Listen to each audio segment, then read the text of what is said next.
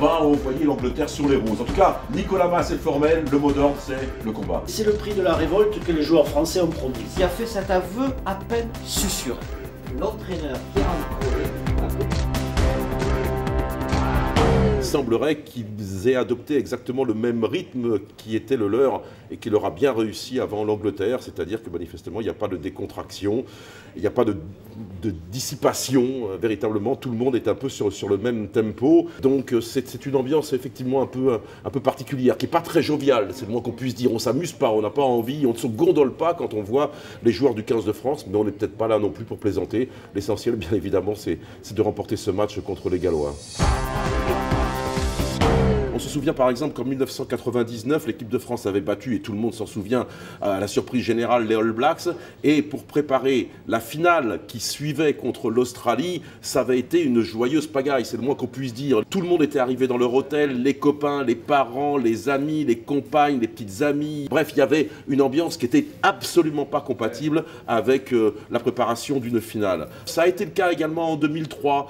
C'était en Australie, ça se passait aux environs de Sydney. Il y avait une plage, il y avait de belles filles, il y avait du surf. Disons que là aussi, il y avait une sorte d'humeur badine. Et en 2007, c'était différent. Nous organisions la Coupe du Monde chez nous. Et là, effectivement, l'ambiance était terriblement tendue. Mais elle était trop tendue. Ils vivaient vraiment totalement à huis clos et ça n'a pas marché.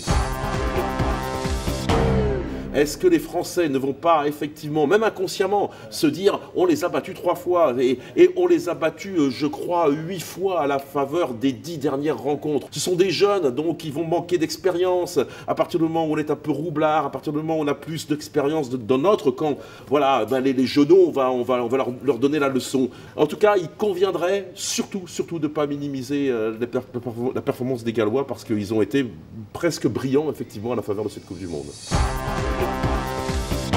Les joueurs de l'équipe de France se réunissent pour regarder les matchs, pour regarder leurs matchs et les matchs de leur adversaire. Et là, manifestement, ce n'est plus Marc Lièvremont qui parle tout seul et qui fait ses recommandations, qui fait ses remarques. C'est un groupe, un triumvirat ou alors un quatuor de joueurs qui ont largement dépassé la trentaine. Il y a Lionel Nallet, il y a bien évidemment Emmanuel Arinordoki, il y a Julien Bonner, il doit y avoir également Aurélien Rougerie qui vivent véritablement leur dernière Coupe du Monde. J'oubliais également William Servat qui est un garçon important. Et ils sont manifestement écoutés par les jeunes. On a prié aux jeunes d'oublier un peu les iPods et autres ustensiles qui malheureusement plongent la jeunesse dans un isolement total et dans le monde virtuel. Là, manifestement, les vieux, ils veulent terminer leur carrière par un titre de champion du monde. Il leur reste que 2 matchs. Ils ont également aidé Thierry Dussautoir, qui est un garçon un peu taiseux.